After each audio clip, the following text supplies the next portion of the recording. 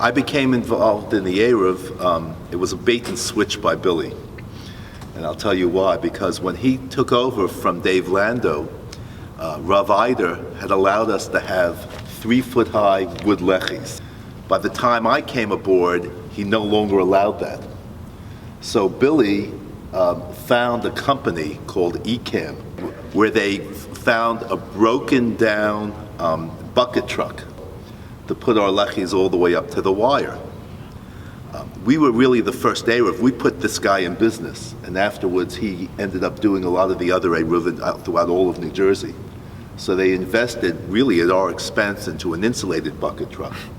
And many of the Eruvin you see around New Jersey were a result of our giving ECAM, the Eruv Construction and Maintenance Company, a start.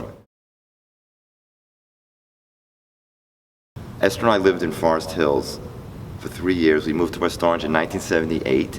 Forest Hills had an Eruv, and it seemed just a natural thing that Orthodox communities should have. There weren't too many in New Jersey at the time, but I approached Rabbi Marcus, I believe it was in 1981.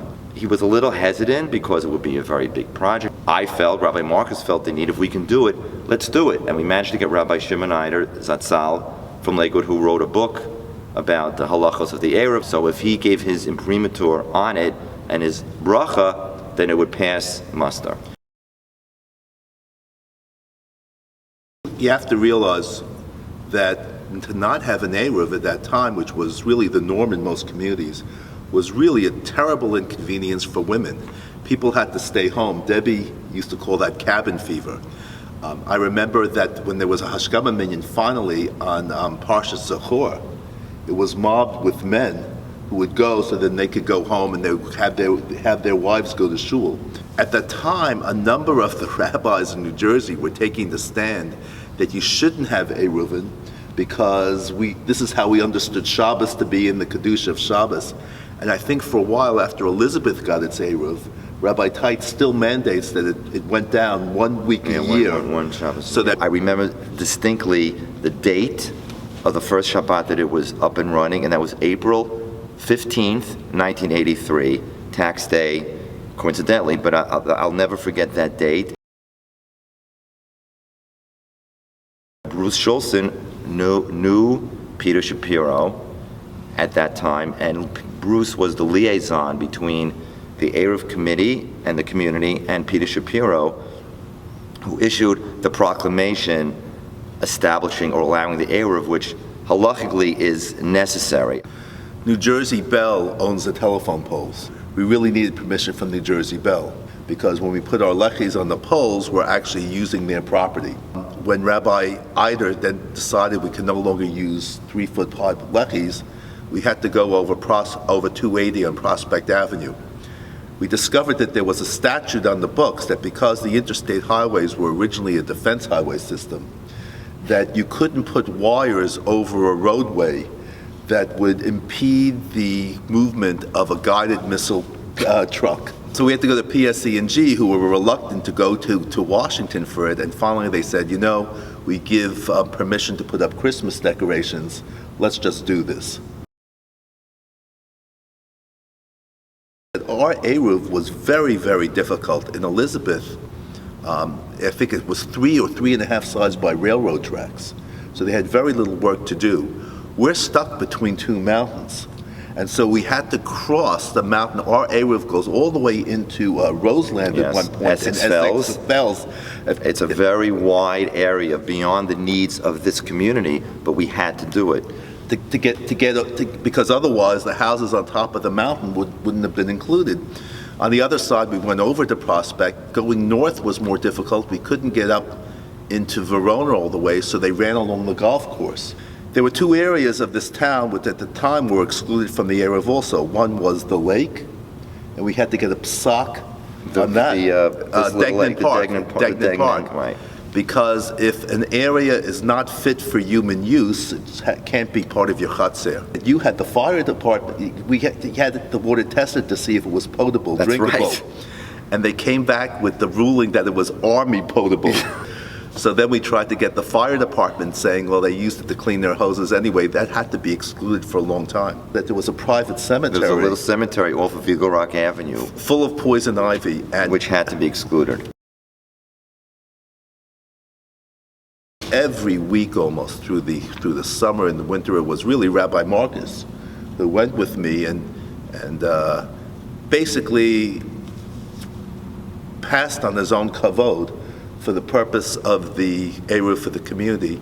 And most people, I don't think, they didn't realize that. I'm sure not. So when we first started this process, Ed mentioned later on how we couldn't use what were called the 3 or 4 foot lechis.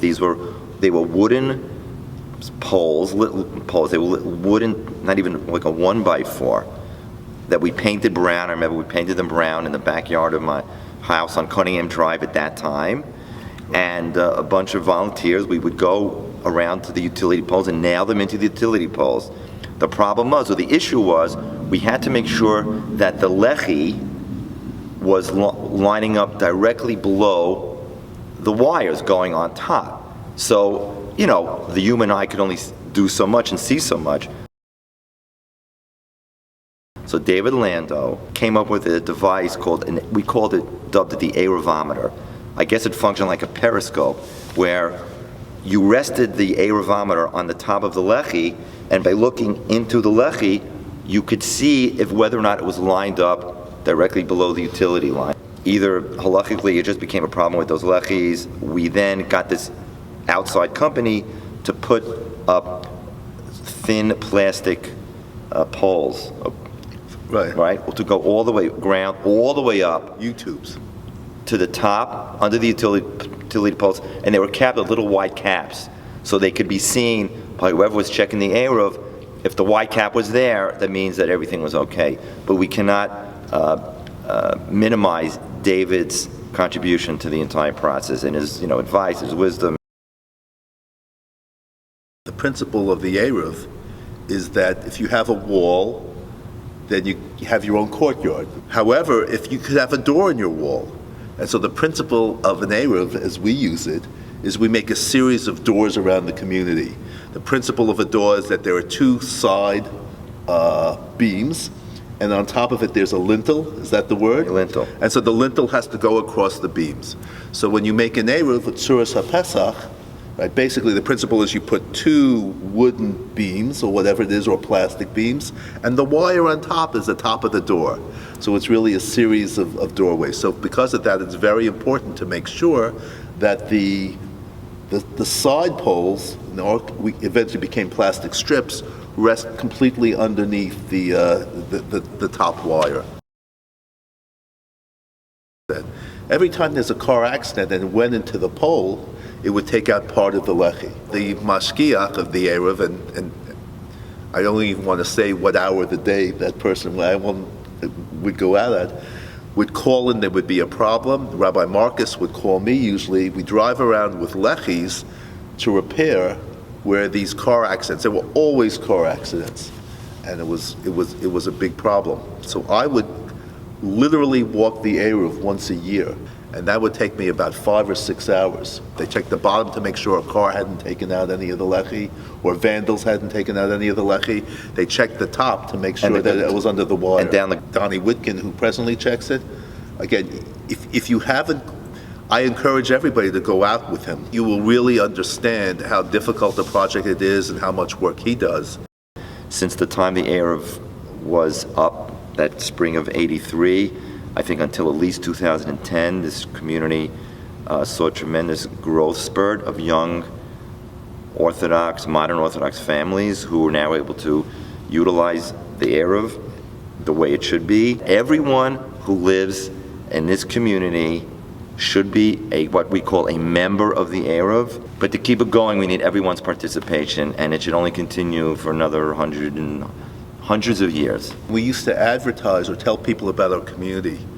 We only had to say that we had 2 things, a mikveh and an Eruv. And that was not common at those days. Now times are very different, and I think it makes, again, being a mother and a parent so much more of an enriching experience.